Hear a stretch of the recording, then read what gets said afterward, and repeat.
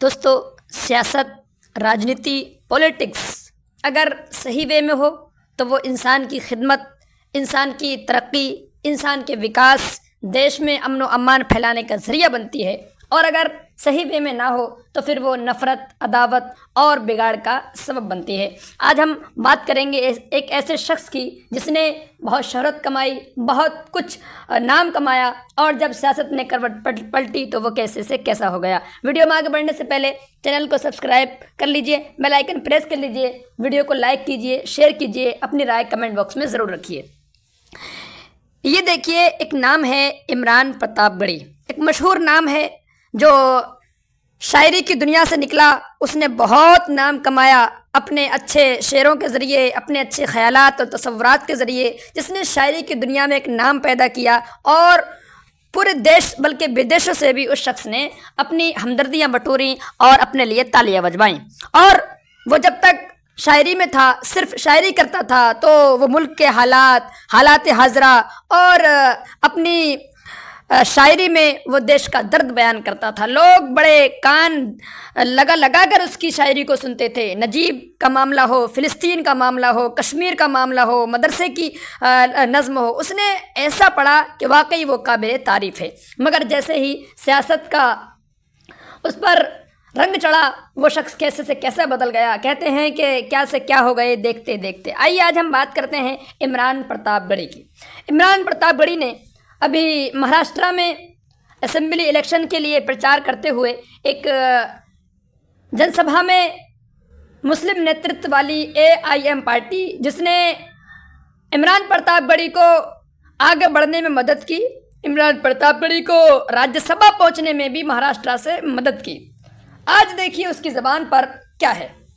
कांग्रेस से राज्यसभा सांसद महाराष्ट्र कोटे से ही पहुंचे हैं इमरान प्रतापगढ़ी, और अभी कांग्रेस के लिए महाराष्ट्र में प्रचार कर रहे हैं। उन्होंने एक जनसभा में कहा, नाम ना लेते हुए, कि हमें पता है बहुत बुलंद फ़ज़ा में तेरी पतंग सही, हमें पता है बहुत बुलंद फ़ज़ा में तेरी पतंग सही, मुझे पता है मगर डोर किसके हाथ में है।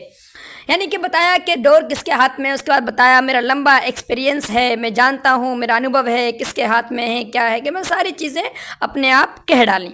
और कहा कि 2-4 हज़ार 5 हज़ार वोट देके किसका नुकसान करेंगे, महायुति का फ़ायदा हो जाएगा, महाविकास आघाड़ी का नुकसान होगा, ये वो तरह तरह की बातें जो होती हैं वो सब उन्होंने कही। अब हम आपको बताते हैं इमरान प्रतापगढ़ी जब सियासत में नहीं थे तो उससे पहले उनका क्या मामला था। इमरान प्रतापगढ़ी जब सियासत से नहीं जुड़े थे, कई साल हो गए, उस वक्त में उन्होंने अकबरुद्दीन ओवैसी, जो असदुद्दीन ओवैसी के छोटे भाई हैं, AIMIM के बहुत ही कद्दावर नेता हैं, उनके बारे में एक नज़्म पढ़ी थी। और वो नज़्म पूरे देश के कई हिस्सों में पढ़ी, बहुत वाहवाही लूटी, और उन्होंने किसी चीज़ के लिए उन्हें सैल्यूट किया। उन्होंने कहा कि मेरे हिंदुस्तान में तेरा अकबर बोल रहा हूँ, शीशे जैसे दिल को करके पत्थर बोल रहा हूँ, तेरे प्यारे शहर हैदराबाद का बेटा हूँ मैं, सालारे मिल्लत जैसे फौलाद का बेटा हूँ मैं। दुनिया मुझको ये कहती है इनकलाब है अकबर, जाने कितने तोगड़ियाओं का जवाब है अकबर।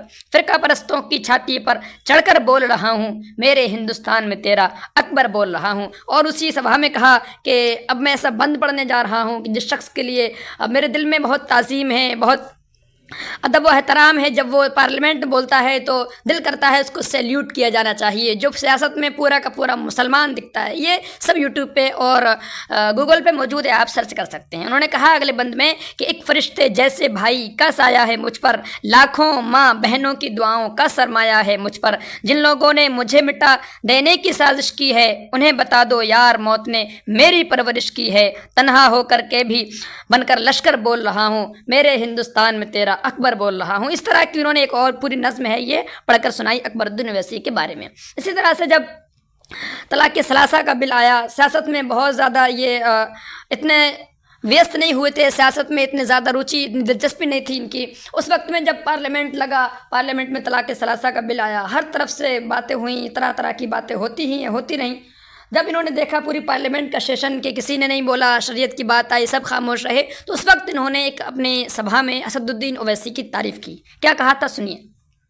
इन्होंने कहा था कि महज एक शख्स बोला, क्यों नहीं 2-3 ने बोला, महज एक शख्स बोला, क्यों नहीं दो तीन ने बोला, वही हक बात बोली जो हमारे दीन ने बोला।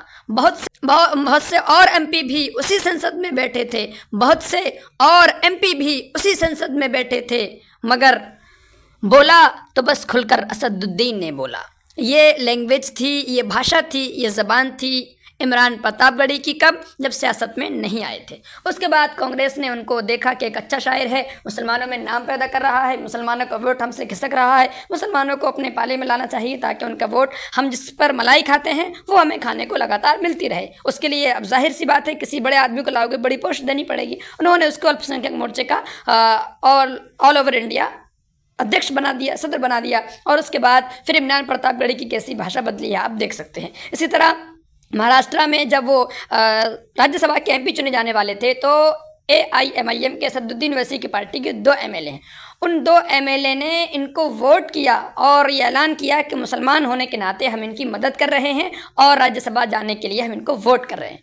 अगर असदुद्दीन ओवैसी की पार्टी के MLA इनको वोट नहीं करते, नोटा पे दबा देते, तो वो राज्यसभा के MP नहीं बन पाते। मगर एहसान का बदला एहसान कौन? जब सियासत का रंग चढ़ता है तो इंसान सब कुछ भूल जाता है। असदुद्दीन ओवैसी जिनके लिए इतना आदर था, सम्मान था इनके दिल में, जो अकबरुद्दीन ओवैसी को जो सैल्यूट करते थे अपनी सभाओं से, अपने मेंबरों से, आज उनका क्या हाल है? उन्होंने कहा कि ये महायुति को फ़ायदा पहुंचाने के लिए और महाविकास अघाड़ी को नुकसान पहुंचाने के लिए। तो इस याद रखिए इमरान प्रतापगढ़ी, ये चाहे महायुति हो या महाविकास अघाड़ी हो, फिर पिछले जो विधानसभा के चुनाव थे उसमें मुसलमानों ने और बाकी दूसरे वोटरों ने किसको वोट दिया था? शरद पवार की एनसीपी को वोट दिया था, इसी तरह शिवसेना को वोट दिया था।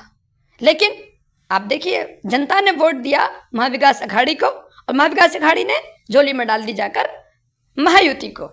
शरद पवार टूटी, पार्टी टूटी, इसी तरह शिवसेना टूटी, पार्टी बनी थी, सरकार बनी थी दूसरे लोगों की, सेक्युलर दलों की, मगर 2.5 साल के अंदर ही क्या तमाशा हुआ वो आपने देख लिया।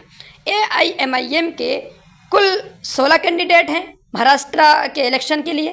उन 16 के अलावा हर जगह फिर कांग्रेस को समर्थन दिया है। जहां जहां उन्होंने मुस्लिम कैंडिडेट दिए हैं, नांदेड़ में एक विधानसभा की सीट है, वहां पर उन्होंने अपना कैंडिडेट नहीं दिया, फिरोज लाला, जबकि वो तीसरे स्थान पर था पिछले चुनाव में। चाहते तो तुम्हारा वोट काट के वो तो तुम्हें धूल चढ़ा देते, लेकिन उन्होंने इंसानियत दिखाई, उन्होंने समाज का फायदा देखा, उनके खिलाफ अपने कैंडिडेट को बिठा लिया, फिरोज लाला को टिकट नहीं दिया ताकि वहाँ से एक अच्छी उम्मीदवारी विधानसभा तक पहुँच सके। मगर अब आपको तो नशा सवार है, आपकी जब बारी आती है समाज के मामलात की, जब नामूस रिसालत के खिलाफ बोला जाता है या गुस्ताखी की जाती है, आपके मुंह में दही जम जाता है। मुसलमानों की मॉब लिंचिंग होती है, आप कुछ नहीं बोल पाते हैं। मुसलमानों के खिलाफ पार्लियामेंट में बिल पास होते हैं तो आपकी ज़बान से एक लफ्ज़ नहीं निकलता है। उसी के बरखिलाफ अगर राहुल गांधी को पर ईडी का सामान आता है तो आप सड़कों पर पुलिस के आगे घिसटते हैं, पुलिस आपको पकड़ती है और तरह तरह से क्या नहीं करते हैं, ठंड में ठिठुरते रहते हैं, अपनी पार्टी नेताओं के लिए सब क्या क्या करते रहते हैं। लेकिन जब मुसलमानों की बात आती है तो आपके मुंह में दही जम जाता है, इसलिए कि पार्टी लाइन से आप आगे नहीं बढ़ पाते हैं।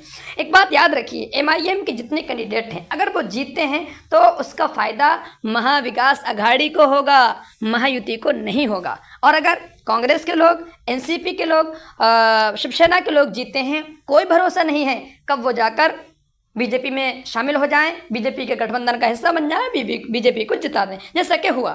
MIM में को जिताने का मतलब ये है कि महाविकास अघाड़ी को मजबूत करना, महाविकास अघाड़ी को सत्ता तक पहुंचाना, महाविकास अघाड़ी को सरकार बनाने का मौका देना। याद रखिए मुसलमानों, आपको जब समझाने का वक्त आता है, इलेक्शन आते हैं, तो उस वक्त कहा जाता है कि ये सिर्फ एक विधानसभा का इलेक्शन नहीं है, ये पूरे राज्य में सरकार बदलने का टाइम है और फैसला लाने का। हर चुनाव में यही होता है, बाद में आपको मायूसी हाथ लगती है। इस विधानसभा में आपको मौका है, आपकी पार्टी बेहतरीन नेतृत्व देने के लिए आपके पास मौजूद है। कितनी मेहनत कर रहे हैं उसके नेता, कितनी ज़्यादा कड़ी कोशिशें कर रहे हैं। आप देखिए, आपने जब 2019 में इम्तियाज़ जलील को अपनी जगह से जिता दिया था, औरंगाबाद से जिता दिया था, जब भी पार्लियामेंट का सेशन होता था औरंगाबाद का नाम देश की पार्लियामेंट में गूंजता था। जब से आपने थोड़ा सही फैसला नहीं लिया, दूसरे लोगों को जिता दिया, कितने सेशन हो गए पार्लियामेंट के, कितना नाम आया है आपके औरंगाबाद का, वहीं पर दबा दिया गया। गोया कि औरंगाबाद का जो विकास था उसकी राह में रोड़ा बना दिया गया MIM को न जिताकर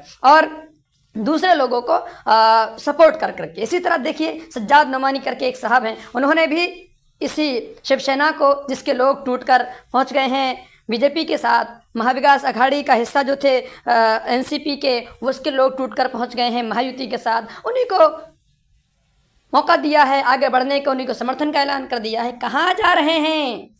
याद रखिए मुसलमानों, अगर महाविकास अघाड़ी की सरकार बनवानी है, MIM को वोट दीजिए। आपकी इसमें अपनी हिस्सेदारी होगी, आपके हक हुकूक की बात होगी, आपके वोटों के साथ डाका नहीं होगा। बीजेपी के साथ ये लोग नहीं जा सकेंगे। अपनी राय कमेंट बॉक्स में ज़रूर रखिए।